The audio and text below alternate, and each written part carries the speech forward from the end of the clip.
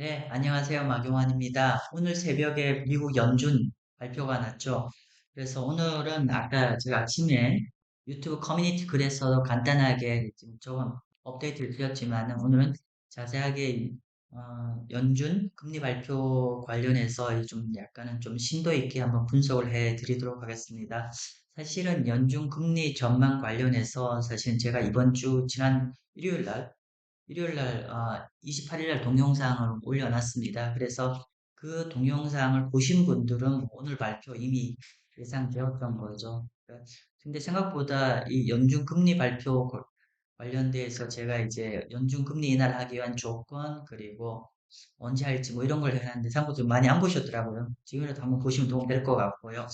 아무튼 이제 제가 이제 오늘 제가 연준 금리 미팅 관련된 발표문을 설명하기 전에 제가 28일 날 저희가 연준이 금리 인하를 하기 위한 조건과 어떤 시점에 대한 것 언급했던 걸 간단히 좀 설명을 좀 요약하고 들어가도록 하겠습니다. 28일 동영상에 제가 이런 얘기를 했죠. 연준이 금리 인하를 하기 위해서는 세 가지 조건이 필요하다고 말씀을 드렸어요. 그러면서 첫 번째 조건이 뭐냐면 이미 물가는 굉장히 안정이 되어 있는데 이 현재 안정되어 있는 물가가 현재 레벨에서 안정화가 계속 지속되고 있는지를 보기 위한 시간이 필요하다고 말씀을 드렸고요. 두 번째 얘기는 뭐냐면은 우리가 미국의 GDP 성장이 지금까지 좋게 나왔잖아요. 그렇기 때문에 결국은 이제 과거에 다시 이제 인플레이션, 그러니까 인플레이션이 완전히 안 잡힌 상황에서 경제가 쿨링이 완전히 안 된 상황에서 금리 인하를 했다가 다시 세컨 웨이브로 물가가 그러니까 뭐 재안등한 리스크 이런 우려 때문에 두 번째는 뭐냐면 GDP 성장률이 한 2% 내지 2%보다 낮은 게 좀 쿨리니까 좀 둔화되는 모습이 필요할 거라 말씀드렸고 세 번째는 미국 소비가 여전히 강하게 나오는데 이 노동 관련해서 이 소비 강한 노동의 뒷받침인 노동시장이 최근에 약한지 조짐이 좀 보이고 있지만 좀 더 구체적으로 노동시장이 약한 사인이 보여야 된다라고 했습니다. 그래서 이 세 가지 조건을 충족하기 위해서 적어도 이제 한 분기 정도는 좀 모니터링 할 필요가 있다고 말씀 좀 드렸습니다. 그래서 제가 이제 저희가 예상한 시점이 그러면 그렇게 본다고 하면은 한 5월 달 정도가 금리 인하를 개시를 할 것 같고 그러나 아직까지 그때까지 크게 경제가 둔화될 거가 사인이 확연히 보이진 않을 거기 때문에 한 25bp 정도 5월 달에 금리 인하를 할 가능성이 높다고 봤고 그리고 본격적인 금리 인하되는 시점은 하반기가 될 거라고 제가 그때 방송을 드렸습니다. 전체적 내용은 저희가 말씀드린 내용과 상당히 같은데요. 한번 이번 발표됐던 거를 좀 자세하게 한번 지금부터 보도록 하겠습니다. 자, 그래서 이제 블룸버그에서 오늘 아침에 연준의 그 파월 의장의 뭐 인터뷰나 발표문을 자세하게 좀 서머리한 자료가 있어요. 그래서 그 서머리한 자료를 좀 제가 가지고 좀 설명을 좀 드리고자 합니다. 자, 먼저 보면요. 첫 번째 한 5가지 정도 이제 FOMC 미팅 관련되어 있는 이제 키 내용이 있다고 저기 블룸버그에서는 언급하면서 이제 서머리를 정리해서 보고 공유하도록 하겠습니다.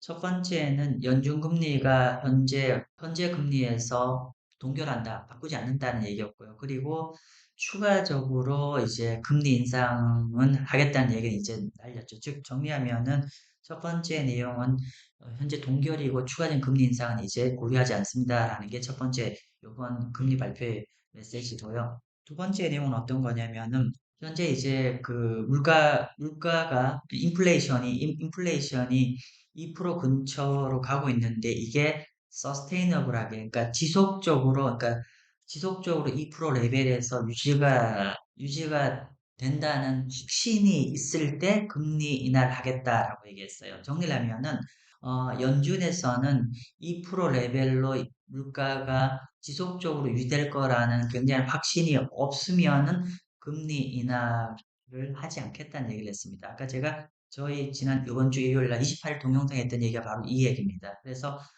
물가가 현재 레벨에 와 있는데 좀 더 우리 본인들의 스스로의 어떤 컨피던스 이게 확실히 물가 잡혔구나는 확신이 들 때까지는 좀 더 지켜보겠다는 게 두 번째 내용이고요. 세 번째 내용은 뭐냐면은 시장에서는 상당 부분 이제 3월 달 금리 인하를 예상하고 있었죠. 근데 이번 내용은 3월달 금리 인하 안 될 것 같다 이런 얘기가 있는 거죠. 그래서 이제 아마도 이제 다음 미팅이 3월달인데 3월달 금리 인하 인하를 하지 않을 것 같다는 얘기고 뭐냐면은 결국은 이제 여기 제가 빨간색으로 표현했는데 지금 최근에 여기가 굿 인플레이션은 뭐냐면 물가가 이렇게 안정화되는 모습이죠. 현재 최근에 제가 이제 계속 말씀드리고 있는데 물가가 최근에 잡히고 있어요. 그리고 빠른 속도 내려가고 있는데 이런 최근에 보여지는 굿 인플레이션의 컨티뉴에이션, 즉, 최근에 물가가 안정화되고 있는 게 좀 지속적인 건지를 확인하고 싶다라고 얘기했어요. 즉, 아까도 말씀드렸지만 결국은 이제 현재 물가가 연준의 노벨만큼 이제 물가가 내려왔는데 이 레벨에서 완전히 머무는지를 확인한 기 작업이 필요하니까 확인하고 싶어 한다는 뜻이고 그러면 우리가 한 달, 한 보름 정도 남은 3월달 미팅에서는 아직 컨티뉴에이션, 그러니까 물가가 완전히 잡힌 추세를 확인하기는 시간이 너무 촉박해요. 그래서 3월 달에는 금리 인하가 없을 것 같다라는 그런 얘기고요. 그리고 네 번째는 뭐냐면 그러니까 블룸버그에서 해석하기는 미팅 때 얘기한 느낌 전반적 문구를 다 해석했을 때는 sounded a cautious tone, 즉 파월이 어떤 영어로 반대가 decisive 하다는 거죠. 그러니까 뭐 다음 미팅 때 금리 인하하겠어요? 아니면은 뭐 동결하겠어요? 이렇게 하는 것이 아니라 굉장히 좀 조심스러운 어떤 톤을 유지하는 것 같다는 얘기를 했었고 무슨 말이냐? 연중 금리 인하를 할 때 어떻게 할 거냐면 결국은 향후 돌아가는 경제 상황을 봐가면서 금리 인하를 결정하겠다고 얘기를 했습니다. 즉 한켠에서는 이제 경제가 나빠진 요인도 있고 한켠은 여전히 좋은 요인도 있기 때문에 이런 거를 종합적으로 경제가 향후 그러니까 데이터가 나오는 결과를 가지고 금리 인하를 개시하겠다는 얘기입니다. 즉 이 얘기는 뭐냐면은 연준이 앞으로 금리 결정을 딱 정해놓은 게 아니라 데이터 디펜던트라는 겁니다. 그러니까 경제 데이터가 나오는 걸 봐가면서 하겠다. 그런 말씀 좀 드린 거고요. 그리고 마지막 다섯 번째는 최근에 일부 전문가분들이 그런 얘기를 하더라고요. 저는 개인적으로 동의하지 않았는데 QT 종료되는 거를 좀 빨리 기대를 하셨더라고요. 근데 이제 개인적으로 저는 동의를 하지는 않는 내용인데 어쨌건 간에 이번에 연준 밸런스, 그러니까 그 대차지표 줄이는 거를 속도를 줄이거나 아니면 중단하거나 이런 이제 긴축하는 거죠. 긴축하는 거를 이번에 우리가 좀 기대했는데 이번에는 그런 내용이 없었어요. 그런데 아마도 다음 미팅 때는 이제 어떤 거죠? 연준이 갖고 있는 대차대표 그러니까 축소하는, 그러니까 유동성을 줄이는 거, 줄이는 속도를, 페이스를 좀 떨어뜨리거나, 줄이는 속도를 좀 줄이거나, 아니면은, 그러니까 멈추는 건 아니네요. 뭐냐면은, QT가 연준의 대체표를 줄이는 게 QT인데, 이 QT의 속도를 떨어뜨리는 거를 아마도 빠르면 그러니까 다음번 미팅에 좀 이제 얘기가 될 것 같습니다. 됐다고 전망하고 있어요. 개인적으로는 저는 시장이 기대한 것만큼 빨리 QT는 이루어지지 않는다라고 생각하고 있고요. 저는 한 4, 4분기 정도 QT가 종료가 될 거라고 예상을 하고 있고, 물론 이제 종료가 된다는 건 그 전에 이제 좀 속도로 트린 다음에 줄이겠죠. 그래서 아무튼 그게 하고, 근데 이제 제가 생각하는 QT의 종료 시점보다 빨리 만약에 하게 하는 상황은 어떤 상황이냐면은 시장에 굉장히 큰 이제 이벤트가 있어서 급한 상황이 오면은 큐티를 빨리 종료를 할 겁니다. 아무튼 그런 상황이 오지 않는다고 그러면 저는 한 4, 4분 정도입니다. 아무튼 이렇게 한 다섯 가지 정도가 요번 연준 미팅의 어떤 서머리라고 보시면 될 것 같습니다. 그래서 정리를 하면은 첫 번째는 동결을 하고 그리고 추가적 금리 인상 안 할 거다. 두 번째로는 충분히 물가가 한 2% 정도 떨어질 때 2%까지 완전히 안정화되어 있는 거에서 충분하게 확신이 설 때까지는 아직 금리 인하를 하지 않을 거고, 그리고 3월 달은 금리 인하를 하지 않을 것 같다. 왜냐면은 아까 말한 대로 현재 양호한 인플레이션의 상황이 얼마나 더 지속되는지 좀 충분히 검토하고 하려고 하다 보니까 3월 달은 시간이 너무 촉박한 거고요. 네 번째는 연준 금리 인하 시점을 결정하는 게 결국은 향후에 나오는 인커밍 데이터, 즉 발표되는 경제 데이터를 보고 좀 신중하게 판단하겠다 얘기를 했고요. 다섯 번째로는 긴축의 속도를 좀 떨어뜨리는, 아직 발표 없었고요. 그러니까 향후에 다음 미팅 정도에 이제 QT의 속도를, 그러니까 감축하는 속도를 조금 그러니까 속도를 떨어뜨리는 거에 대해서는 얘기할 여지가 있다 정도로 정리를 좀 하겠습니다. 자, 그러면 방금까지 얘기했던 게 블룸버그가 이제 연준 미팅에 대한 서머리인데요. 자, 우리 여기서 끝나면 안 되잖아요. 좀 더 우리 공부 좀 더 하죠. 자, 요거가 어떤 내용이냐면은 요게 실제로 연준이 발표한 연준 미팅의 스테이트먼트입니다. 그래서 여러분이 시간 된다고 하면 자세히 읽어보시면 도움이 될 것 같고요. 그리고 여기서 빨간색으로 표시되어 있는 건 어떤 거냐면 직전 미팅 대비해서 이번 미팅에서 새로 그러니까 차이점이 다 빨간색입니다. 그 한 절반 이상이 다 빨간색이 들어왔죠. 그래서 요게 이제 빨간색 중에서 이렇게 그 가운데 선을 그어 놓은 거는 이번에 직접 미팅에서 있었는데 이번 미팅에서는 문구가 사라진 것들이고요. 그리고 요런 거 같은 경우는 기본적으로 요번에 빨간색인데 요 가운데 줄이 없는 요런 거 같은 경우는 이번 미팅에 새로 등장한 겁니다. 따라서 보통 이런 연준 미팅의 그러니까 스테이트먼트, 발표 스테이트먼트를 꼼꼼히 보시면 어떤 정책의 함의를 정확하게 읽어낼 수가 있을 것 같습니다. 방금 다행히 이제 제가 좀 직전에 방금 이제 블룸버그에서 정리한 다섯 가지 꼭지가 큰 그림이고요. 그 정도 보시면 되는데 저희는 여기에 한 세 가지 정도 좀 더 디테일하게 좀 보고자 합니다. 첫 번째 내용은 뭐냐면은 이전만 하더라도 직전 미팅에만 하더라도 12월 달이죠. 미국의 뱅킹 시스템이 사운드 앤 리질런트라고 했어요. 즉 뭐냐면은 직전 미팅에서는 미국의 은행 시스템이 굉장히 양호하고 건전하다고 얘기했는데 여기에 밑줄을 쫙 가운데 딱 그어서 지워버렸어요. 지웠다는 얘기는 뭐냐면은 이걸 뒤집어 얘기하면 현재 미국의 뱅킹 시스템은 그렇게 양호하지 않고 그렇게 건강하지 않다는 거에 함의일 겁니다. 그래서 제가 이 부분이 첫 번째 우리가 좀 비하인드로 숨어 있는 중요한 포인트일 것 같고요. 비하인드입니다. 그러니까 아까 말한 공적인 아빠 블룸버그에서 했던 얘기하고 그래서 이거 첫 번째 보셔야 될 거고요. 두 번째는 지금 방금 오늘 또 계속 언급됐던 게 뭐냐면 물가입니다.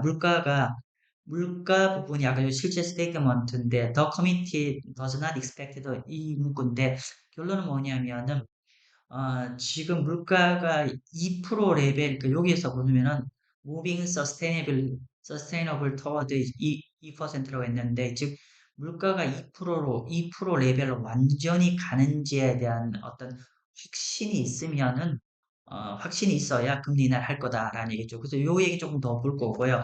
세 번째는 뭐냐면은 요번 마지막에 요번에 이제 보팅 멤버들이 연준이 이게 투표를 해서 금리 결정을 하지 않아요. 그런데 요번에 그 신규 그러니까 기존의 보팅 mem버 중에서 이제 빠지는 멤버와 또 새로 신규로 추가되는 멤버들인데 이분들의 성향도 한번 보도록 하겠습니다. 이번 1월 달부터 이 사람들이 예를 들면 이렇게 바킨이라든지 보스틱이라든지 달린인가요? 아무튼 이런 한 서너 명이 새로 추가됐는데 이분들의 신규로 이번 24년부터 이번 1월 미팅에 들어왔는데 24년도에 신규 들어오신 분들의 성향이 어떤지를 또 판단하는 게 금리 의사결정에 어떤 스탠스를 취할지가 도움이 될 것 같아서 이 부분 좀 자세히 좀 다시 좀 말씀 좀 세 가지 꼭지는 지금부터 좀 이제 자세히 좀 말씀 좀 드리고자 합니다.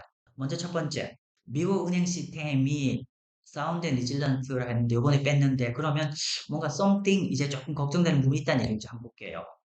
오늘 아침에 어떤 일이 있었냐면은 오늘 아침에 금융 안정성 이슈인데 오늘 아침에 여기 있네요. 그 뉴욕 커뮤니티 방 코퍼레이션이라서 이제 뉴욕 지방 뭐 은행 뭐 이렇게 같은 느낌인데 이 은행이 어떤 은행이냐면요.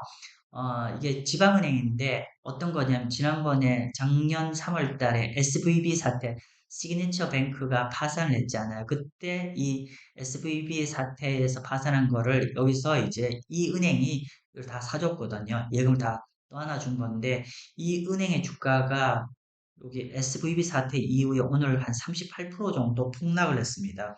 38% 정도 폭락을 했는데 그러면서 이제 오늘 제가 유튜브 댓글에도 이제 그런 게 관련 있습니까? 예, 관련 있어요. 사실 조금 30, 그러니까 어제 원래 주가가 10.4불에서 오늘 6불 때까지 떨어져서 하루 사이에 38불 떨어졌고 이 은행이 결국은 이제 실리콘밸리나 이 시그네처 은행 그 파산한 은행을 이제 떠안아서 이제 한 거니까 이제 그런 이제 이슈인데 어떤 얘기를 했냐면은 왜 오늘 그 폭락을 했냐면은 그 폭락한 계기가 뭐냐면은 이번 4분기가 원래 예상과 달리 이제 손실을 기록할, 손실을 기록했다는 발표와, 그리고 두 번째는 배당을 굉장히 많이 줄였습니다. 그래서, 그럼 이게 문제가 있겠구나라니까, 그럼 실리콘밸리 은행 이 사태 이후에 지방은행들 이슈가 다시 개선된 게 없구나, 오히려 좀 문제가 있겠구나라는 걸 시장 메시지가 가면서 큰 폭으로 한 거의 40% 육박하게 하락을 했어요.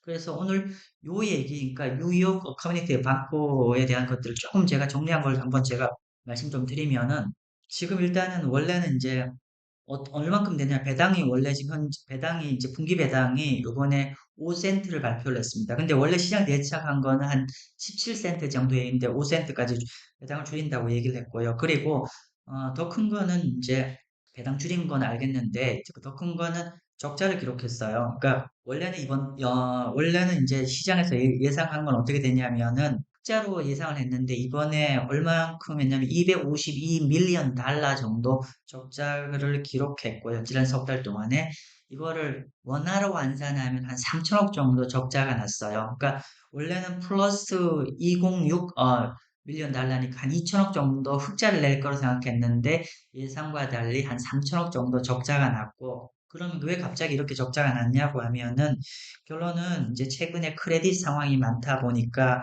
대손 충당금을 많이 쌓아서 이렇게 적자가 났다고 발표를 했습니다. 즉 대손 충당금을 많이 쌓았다는 거는 뭐냐면은 현재 대출 나간 것들이 여러 가지 문제들이 있어서 상환을 못할 것 같아서 그런 이제 손실에 대비를 하기 위해서 싹 쌓아놓고 있다는 얘기고 그러면 결국은 미국의 크레딧 상황이 안 좋아지고 있다는 것도 반영을 하는 겁니다. 아무튼 그렇게 예상을 하고 있는 거고요. 아무튼 이게 굉장히 뭐 영어로 이제 그 상당한 네거티브 서프라이즈가 되면서 그러니까 원래는 양호할 거라고 했는데 상당 고전 시장 예상과 달리 한 5천억 정도의 그 예상의 차이가 나고 한 3천억 정도의 적자가 나면서 이게 지방은행들 이슈가 좀 상당히 안 좋은 거 아니냐 이런 우려감이 있어서 오늘 38% 떨어졌는데요.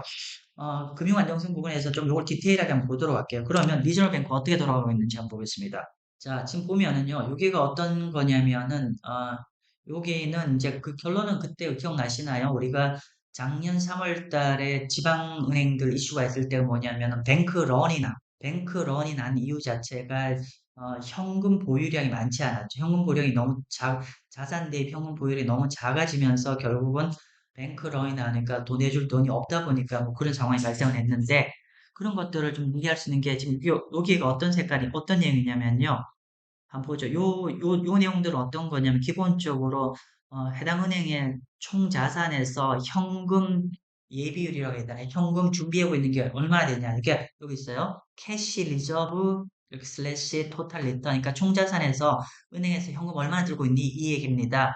자, 그런데 보면은, 실리콘밸리가 은행 사태가 터지기 직전 요게 파란 색깔이 대형주고 요게 스몰 은행인데요. 보면 쫙 연중 긴축을 하면서 계속 이렇게 줄어들다가 이때 이벤트가 터졌어요. 터지고 그 이벤트 터진 이후에 이제 우리가 여기 이제 어떤 거냐면 여기 BTFP라고 제가 자주 듣는데 뱅크 텀 퍼실리티 프로그램이라고 했는데 퍼실리티 프로그램인데 쉬운 말로 해서 얘네들이 돈이 없으니까 이제 연준에서 그럼 너희가 갖고 있는 게 무엇이냐 보니까 이제 미국의 국채는 모기지밖에 없어서 그러면 오케이 국채는 모기지를 우리가 담보로 인정해주고 인정해준 대신에 뭐좀 표현이 좀 뭐 좀 안 맞을 수 있는데 그냥 마이너스 통장을 열어준 거죠. 그래서 실제로 언제든지 너희가 필요한 자금은 이머전시로 끌어갈 수 있게 해줬습니다. 그래서 그 정책을 펼치면서 이렇게 해당 은행 이게 캐시 버퍼 이렇게 개선이 되었죠. 그래서 해결되었는데 그래서 시장이 안정화되었죠. 그러니까 그 언제든지 이제 끄집어낼 수 있는 마이너스 통장을 계속 해준 거니까. 자, 그런데 이게 중요한 게 금년 이제 다음 달 3월 초에 이게 종료가 되거든요. 1년 동안에 그 여기 BTFP라는 시스템이 이제 1년에 이제 종료를 한다고 최근에 연준이 발표를 했습니다. 그럼 그동안 이제 BTFP를 하면서 이 해당 은행의 재무 상태가 많이 개선되었냐라고 봤을 때 그렇지 않은 것 같아요. 한번 볼게요. 여기 대형은행 같은 경우는 여기 보시면은 이제 총자산 대비해서 캐시 리저브가 계속 개선되고 있죠. 이건 대형은행이고요. 자, 스몰 뱅크 같은 경우는 요번에 BTFP를 그러니까 긴급 자금 받은 걸로 했을 때 현재 기준으로 긴급 자금 버퍼까지 포함했을 때 현재 줄어들고 있는데 아직 그보다 좀 더 있죠. 이렇게 되어 있는데 근데 이번 3월 달부터 이제 이게 BTFP 프로그램 종료가 되거든요. 그러면 만약에 BTFP 프로그램에 그러니까 긴급 베일리아 그러니까 구조금융을 빼버리면 굉장히 더 악화가 되고 있다는 거죠. 그래서 여기 해외 자료인데 영문 자료에 의하면은 여기 레드라인을 본다고 하면 이게 중소은행들의 어떤 총자산 대비해서 어떤 현금 보유량인데 이게 아까 만의 통장을 떼고 나면은 굉장히 이렇게 더 줄어들었다는 거죠. 그래서 이 영문 표현이 그대로 보시면 될 것 같은데 베일아웃 펀드, 즉 구조금융펀드를 제외 없다고 하면은 이미 리저널 뱅크는 완전히 위기 상황이다라고 얘기를 하고 있습니다. 그래서 뭐 이런 것까지 다 감안해서 아까 제가 아까 좀 소대 요 얘기죠? 요 얘기 연준이 이런 것도 우리 계속 모니터링 하고 있기 때문에 아마 이런 얘기를 한 것 같습니다. 그래서 금융의 안정성 이슈 부분을 이렇게 요 부분 때문에 계속 모니터링을 해야 될 것이고 그리고 이제 이런 것들이 그 중소기업 관련된 이슈는 결국은 이제 긴축 관련돼서 이제 먼저 충격을 받고 있는 소규모 기업이나 이런 것들에 영향이 있기 때문에 결국은 이 부분은 이걸 해결할 수 있는 거는 빨리 연준이 금리 인하해야 되는 상황이에요. 그래서 이런 것도 하나 굉장히 중요한 이슈라는 거를 연준도 알고 있습니다. 그래서 아까 이런 부분이 조금 우리가 주목해야 될 부분이라고 암시하는 것 같고요. 두 번째 얘기는 뭐였냐면 제가 샵 두 개는 뭐였죠? 두 번째는 요거죠. 물가 부분 얘기하는 거죠. 인플레이션 얘기하는 건데 인플레이션 2%될 때까지 확인이 필요하다는데 두 번째 인플레이션 얘기하는데 11월 28일 제가 연준의 금리 인하 조건과 어떤 타이밍을 얘기하면서 그런 얘기를 했습니다. 연준에서 중요하게 생각하는 인플레이션은 코어 PC이고 특히나 코어 PC 중에서 YOY 즉 전년 동월 대비한 물가가 아니라 그러니까 3개월, 6개월, 3개월에 6개월 전 대비해서 현재 물가가 얼마만큼 안정화되어 있냐가 중요한 연준이 보는 그 지표라 말씀드렸고 현재 그 레벨 기준으로는 완전히 연준 타겟인 2%까지 내려와 있습니다. 그런데 결론은 이제 2%가 현재 내려왔는데 이게 계속 이 레벨에서 계속 있을지에 대한 것들이 조금 더 wait and see, 그러니까 조금 더 지켜보는, 그러니까 여기서 완전히 안착되는지를 지켜보겠다고 얘기를 한 거죠. 그 부분 좀 더 얘기하면은 해외 자료입니다만은 볼게요. 파월 의장이 이번 연준 멤버들 보면은 일단 아까 말한 대로 2% 물가 타겟에 완전히 지속적으로 서스테이너블하게 지속적으로 이 물가가 될 거라는 거에 대한 확신이 필요하다고 얘기를 했고 그래서 지금 보면은 요번에 현재 인플레이션 데이터가 굿이라고 얘기합니다. 그러니까 현재 인플레이션이 충분히 2% 타겟만큼 내려와 있다라고 얘기하는데 결국은 이 굿의 데이터가 조금은 금리 인하를 하기 위해서는 굿이 좀 더 얼마나 완전히 지속되는지를 확인이 필요하다는 그 얘기를 했던 거고요. 그러면서 요번에 이제 그러면서 이제 연준은 이제 기본적으로 연준이 이제 너무 급하게 움직이지 않을 거라는 거죠. 그러니까 이렇게 인플레이션 데이터를 현재 양호하게 나온 데이터부터 더 확인하려고 하면은 결국은 좀 더 신중하게 접근할 거고 그러면 3월 달에 금리 인하는 연준에서 이제 생각하지 않는 뜻이 될 것이고요. 그리고 특히나 이제 파월 의장한테 기자들 어떻게 물었냐면은 인플레이션이 다시 리액셀레이트 그러니까 물가가 잡혔던 게 다시 재차 뜰 리스크도 있는 거 아닙니까? 라는 질문을 했어요. 그랬더니만 파월 의장이 예, 맞습니다. 연준의 목표 물가보다도 연준의 목표보다도 훨더 위에서 물가가 놀 가능성의 리스크도 상당하다. 그럴 수도 있다. 라고 얘기했고, 그러면 이게 뭐냐면은, 이렇게 얘기했다는 거는 뭐냐면, 연준이 물가가 너무 급하게 금리 인하를 했다가 물가 재차 앙등하는 리스크도 자기들이 염두에 두고 있다는 얘기고, 그럼 어떻게 되냐면은 결국은 급하게 금리 인하하지 않겠다. 너무 급하게 금리 인하하지 않겠다라고 얘기를 한 거죠. 그래서 결국은 이제 비록 최근에 이제 물가 데이터가 굉장히 2% 이렇게 와 있거든요. 물가 데이터가 굉장히 좋게 나오고 있고, 또 중장기로 금년 한 해를 보면 금리 인하를 할 겁니다. 그래서 금리 인하 시점이 비록 다가오고 있지만, 현재 물가도 좋고 큰 그림의 금리는 다가오고 있지만은, 그럼에도 불구하고 연준이 금리를 인하하기 위해서는 결국은 인플레이션 타겟을 좀 더, 인플레이션의 안정화를 좀 더 신중하게, 그러니까 현재 와 있는 게 지속되는지를 확인하고 싶다. 그런 얘기를 한 거죠. 그래서 제가 요 자료는 제가 28일 날 제가 연준 금리 인하 조건 때 설명을 드린 얘기입니다. 좀 전에 말씀드렸지만 현재 3개월과 6개월 변동의 코어 PCE 기준으로는 이미 2%까지 떨어져 있습니다. 그런데 이게 제가 설명을 이렇게 드렸죠. 이게 요 레벨에 계속 머물러 있을지를 몇 달간 좀 지켜볼 필요가 있다.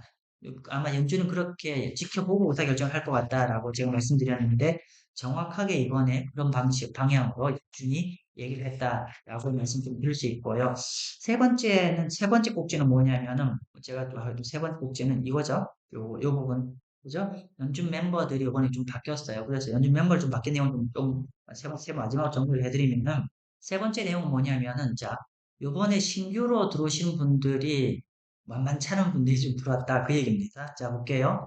요번에 새로 들어오신 분이 토마스 바킨, 그리고, 뭐, 이렇게 요번, 보스틱, 그리고 달리인가요? 달리, 그리고 메스터. 이런 네 분이 들어왔는데, 이 네 분이 신규로 들어왔는데, 그 기존에 빠진 분, 여기 줄친 분은 빠진 분이고, 요분들이 신규로 들어왔는데, 이분들이 어떤 분인지 한번 간단히 한번 보면은, 여기 있습니다. 여기가 BOA 멜린치 자료고요.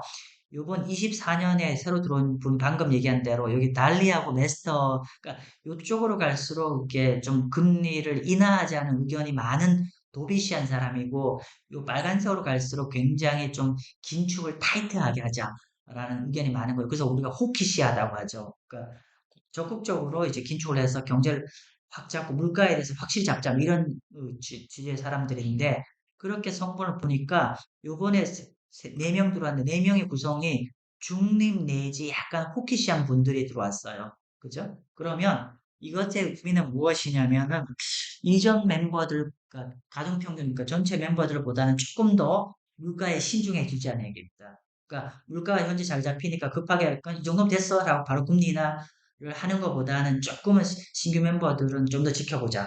제대로 잡히는지 보자.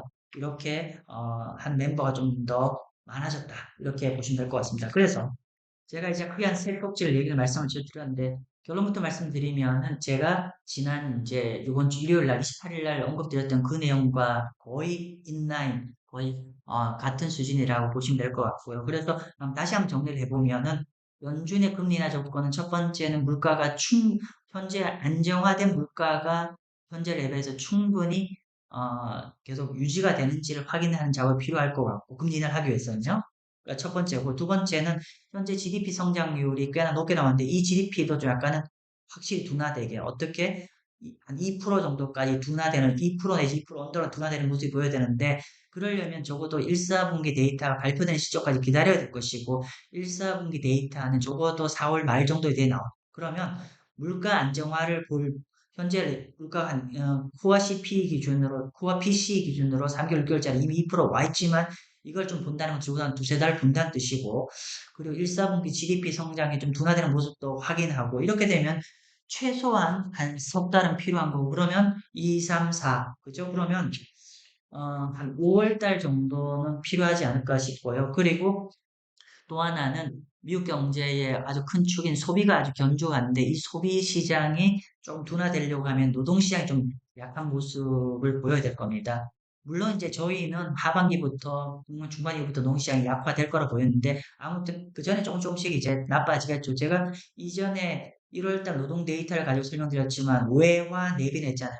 겉표진 좋지만 안은 좀 안 좋다고 하는데, 아무튼 이런 바깥으로 보이는 모습도 저희는 한 금년 중반부터 나빠질 거라 보는데, 아무튼, 이렇게 한 세 가지 정도의 컨디션을 어느 정도 충족이 되어야만이 연준이 금리 인하를 들어갈 것 같고, 그렇다고 하면 결국은 한 5월 달 정도는 되어야만이, 좀 물가가 잡히고 있고, 노동시장 둔화가 되고, 이런 것들이 좀 충분한 에비던스, 증거가 보이면 아마도 5월 달부터 금리를 인하할 것 같다라고 말씀드렸습니다. 자, 그런데 중요한 거는 금리 인하 시점도 중요하지만 제가 5월달 얘기했지만 더 중요한 거는 속도죠. 근데 제가 5월경에 금리 인하를 할 것 같은데 금리 인하를 크게 하지는 않을 것 같습니다. 한 25bp 정도 할 것 같습니다. 왜 이렇게 제가 보냐면 이런 거잖아요. 오늘 또 제가 좀 긴 시간을 가지고 설명드리고 있는데 지금 연준이 약간 딜레마에 빠져 있죠. 뭐냐면은 금리 인하를 그러니까 현재 경제가 좋은 상황에서 물가가 잡혀 있는데 이 상황에서 너무 빨리 금리 인하를 하게 되면 아까 말한 대로 물가가 앙등하는 그 리스크를 두려워하는 것이고요. 금리 인하를 너무 늦게 하면은 현재 점진적으로 미국 경제가 긴축 레벨에 와 있기 때문에 경제는 계속 이제 좀 약간씩 조금씩 계속 더 나빠지고 있거든요. 이런 레벨이 아까도 보여드렸지만은 지방은행 사태도 결국은 금리가 너무 높아서 그런 거거든요. 안 좋아지는 게 현재 아까 그 리저널 뱅크 상태가 좀 안 좋다고 말씀드렸지 않아요? 그럼 이게 긴축 상태로 더 오래 지속할수록 나중에 또 큰 문제가 야기가 되기 때문에 이런 문제, 그저 금리 인하를 너무 늦게 하면은 결국은 경기 침체를 피하지 못하는 리스크. 그럼 현재 연준은 너무 빨리 하면 물가가 재창등하는 리스크가 무서운 거고 또 너무 늦게 하면은 경기 침체를 피하지 못하는 이 리스크에서 접점을 찾으려고 할 것이고 그러면 그 중간점 접점이라는 게 제 생각에는 한 5월 정도는 일단 할 것 같아요. 일단을 하고 그러나 금리 인하를 큰 폭으로 안 하고 한 25bp 정도 될 것 같고 본격적인 금리 인하는 아마 하반기 정도부터 본격적인 금리 인하가 들어갈 거라고 보여집니다. 네, 아무튼 제가 길게 얘기했는데요. 오늘 내용과 저기 25일 날, 28일 날 제가 주말에 한 내용을 같이 보시면은 연준 금리 인하에 대한 어떤 좀 충분한 깊은 이해가 될 것 같습니다. 네, 감사합니다.